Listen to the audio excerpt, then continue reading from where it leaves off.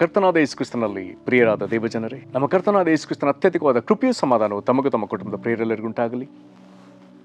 ಹೃದಯಂಗಮ ಮಾತೆನ್ನುವ ಈ ಮುಂಜಾನೆ ವಾಕ್ಯದ ಸರಣಿಯಲ್ಲಿ ನಾವು ಈ ತಿಂಗಳು ವಿಜ್ಞಾಪನೆ ಸೇವೆ ಎಂಬ ಶೀರ್ಷಿಕೆಯಲ್ಲಿ ದೇವರ ವಾಕ್ಯವನ್ನು ಧ್ಯಾನಿಸುತ್ತಿರುವಲ್ಲಿ ಈ ದಿನ ನಾವು ಧ್ಯಾನಿಸುವಂಥ ದೇವರ ವಾಕ್ಯದ ಭಾಗ ಕೊಲೋಸೆಯವರಿಗೆ ಬರೆದ 1ನೇ ಅಧ್ಯಾಯ 9 ಮತ್ತು 10 ವಚನಗಳು. ಕೊಲೋಸೆ 1ನೇ ಅಧ್ಯಾಯ 9 ಮತ್ತು 10 ವಚನಗಳು.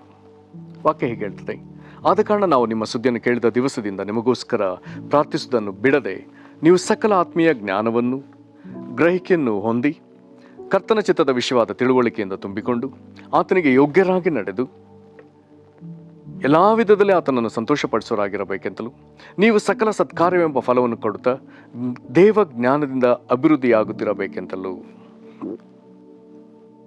ಈ ವಾಕ್ಯಗಳನ್ನು ಗ್ರಹಿಸೋದಕ್ಕೆ ಕರ್ತನು ತಾನು ನಮಗೆ ತನ್ನ ವಿಶೇಷವಾದ ಕೃಪೆಯ ದಯೆಯನ್ನು ಅನುಗ್ರಹಿಸಲಿ. ಕರ್ತನಲ್ಲಿ ಪ್ರೀತಿಯುಳ್ಳ ದೇವ ಜನರೇ, ವಿಜ್ಞಾಪನೆ ಸೇವೆ ಇದರಲ್ಲಿ ಸತ್ಯವೇದದ ವಿಧ ವಿಧ ಭಾಗಗಳಲ್ಲಿ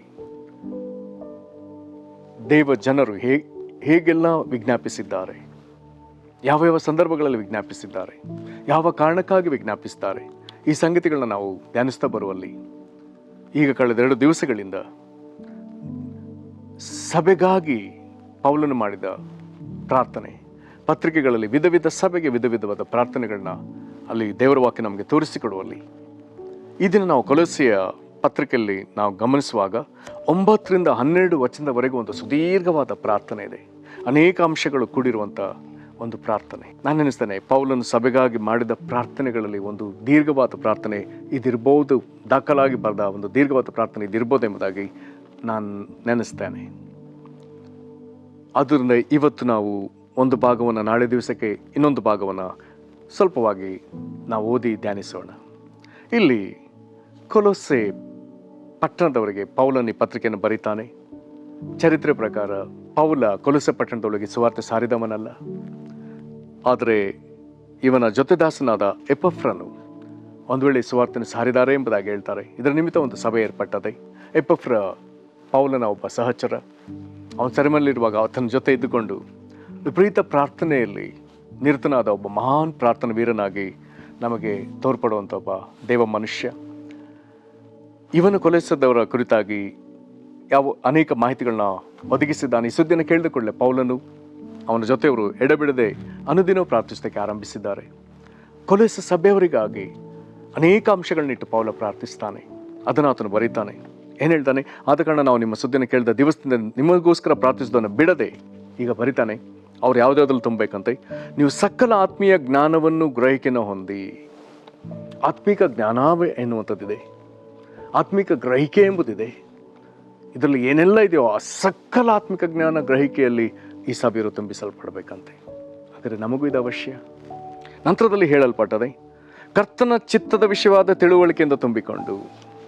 ಈ ದಿನಗಳಲ್ಲಿ ನಮ್ಮಲ್ಲಿ ಅನೇಕರು ನಾವು ತಪ್ಪುತ್ತಾ ಇರುವಂಥ ಭಾಗ, ಕರ್ತನ ಚಿತ್ತ ಏನೆಂಬುದಾಗಿ ಗೊತ್ತಿಲ್ಲ. ನಮ್ಮದೇ ತೀರ್ಮಾನಗಳಲ್ಲಿ ಅಥವಾ ಒಂದು ವೇಳೆ ಇದೇ ದೇವರ ಚಿತ್ತವೇನೆಂಬುದಾಗಿ ದುಡುಕಿ ತೆಗೆದುಕೊಂಡ ತೀರ್ಮಾನ ನಂತರದಲ್ಲಿ ಮುಗ್ಗರಿಸಿ ಎಷ್ಟೋ ಸಮಸ್ಯೆಗಳು, ಆ ತಪ್ಪು ತೀರ್ಮಾನದಿಂದ ಸಮಸ್ಯೆಗಳು. ಹಾಗಾಗಿ ಆತನು ಎಚ್ಚರಿಕೆಯಿಂದ ಒಂದು ಪ್ರಾರ್ಥನೆ ಮಾಡ್ತಿದ್ದಾನೆ, ಸಭೆಯವರು ಕರ್ತನ ಚಿತ್ತದ ವಿಷಯವಾದ ತಿಳುವಳಿಕೆಯಿಂದ ತುಂಬಿಸಲ್ಪಡಬೇಕಂತ. ಒಬ್ಬೊಬ್ಬರ ಜೀವಿತಕ್ಕೂ, ಒಂದೊಂದು ಪರಿಸ್ಥಿತಿಗೂ, ಒಂದೊಂದು ಸ್ಥಿತಿಗತಿಗೂ ಕರ್ತನ ಚಿತ್ತ ಏನೆಂಬುದು ಇಲ್ಲಿ ಪರಿಪೂರ್ಣವಾಗಿ ಪ್ರಕಟ ಆಗಬೇಕು. ಕರ್ತನ ಚಿತ್ತದ ವಿಷಯವಾದ ತಿಳುವಳಿಕೆಯನ್ನು ತುಂಬಿಕೊಂಡು ನಂತರದಲ್ಲಿ ಬರ್ತದೆ, ಆತನಿಗೆ ಯೋಗ್ಯರಾಗಿ ನಡೆದು ದೇವ್ರ ಚಿತ್ತ ತಿಳ್ಕೊಂಡು ಯೋಗ್ಯರಾಗಿ ನಡಿಬೇಕಂತೆ. ನಮಗೆಷ್ಟು ಅವಶ್ಯ, ನಮ್ಮ ಜೊತೆಲಿರುವಂಥ ಪ್ರತಿಯೊಬ್ಬ ದೇವ ಮನುಷ್ಯರಿಗೆ ಎಷ್ಟಿದೆ ಅವಶ್ಯ. ನಂತರದಲ್ಲಿ ಎಲ್ಲ ವಿಧದಲ್ಲಿ ಆತನನ್ನು ಸಂತೋಷಪಡಿಸುವರಾಗಿರಬೇಕೆಂತಲೂ. ಏನೇ ಮಾಡಿದ್ರು ನಾವು ದೇವರನ್ನ ಸಂತೋಷಪಡಿಸಬೇಕು. ಎಂಥ ಅದ್ಭುತವಾದ ಸಂಗತಿ. ಹಾಗಾದರೆ ಕೊಲೋಸೆಯವರು ಏನೇ ಮಾಡಿದ್ರು ದೇವರನ್ನ ಸಂತೋಷಪಡಿಸಲಿ, ಎಲ್ಲ ವಿಧದಲ್ಲಿ ಸಂತೋಷಪಡಿಸಲಿ. ಪೌಲನ ಮತ್ತು ಆತನ ಸಹಚರರ ಒಂದು ಮುಖ್ಯವಾದ ಪ್ರಾರ್ಥನೆ ಕೊಲೋಸೆ ಸಭೆಯವರಿಗೆ. ನಂತರದಲ್ಲಿ ನೀವು ಸಕಲ ಸತ್ಕಾರ ಎಂಬ ಫಲವನ್ನು ಕೊಡುತ್ತಾ, ದೇವರ ನೀತಿಗನುಸಾರವಾಗಿ ಏನೆಲ್ಲ ಫಲ ಕೊಡಬೇಕು ಅದನ್ನು ಫಿಲಿಪಿಯವರಿಗೆ ಆತನು ಪ್ರಾರ್ಥಿಸ್ತಾನೆ. ಸುನೀತಿ ಎಂಬ ಫಲ ಅಂತ ಹೇಳ್ತಾನೆ. ಹಾಗಾದರೆ ಈ ಫಲವನ್ನು ಇವರು, ಸಕಲ ಸತ್ಕಾರ ಎಂಬ ಫಲವನ್ನು ಇವರು ಕೊಡಬೇಕು. ನಂತರದಲ್ಲಿ ಆತನು ಹೇಳ್ತಾನೆ,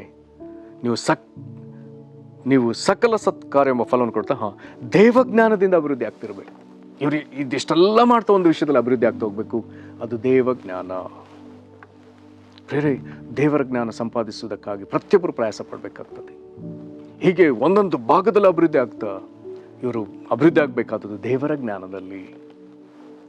ಕರ್ತನಲ್ಲಿ ಪ್ರೀತಿಗಳ ದೇವಜನರೇ, ಎಂಥ ಅದ್ಭುತವಾದ ಪ್ರಾರ್ಥನೆ. ನಾಳಿನ ದಿವಸಕ್ಕೆ ಇನ್ನೂ ಇದರ ಮಿಕ್ಕ ಭಾಗ, ಈ ಪ್ರಾರ್ಥನೆ ಮಿಕ್ಕ ಭಾಗವನ್ನು ನಾವು ಧ್ಯಾನಿಸೋಣ. ಎಲ್ಲ ಸಂಗತಿಗಳು ನಮ್ಗೆ ಅವಶ್ಯ. ಪ್ರಾರ್ಥನೆ ಮಾಡೋಣ.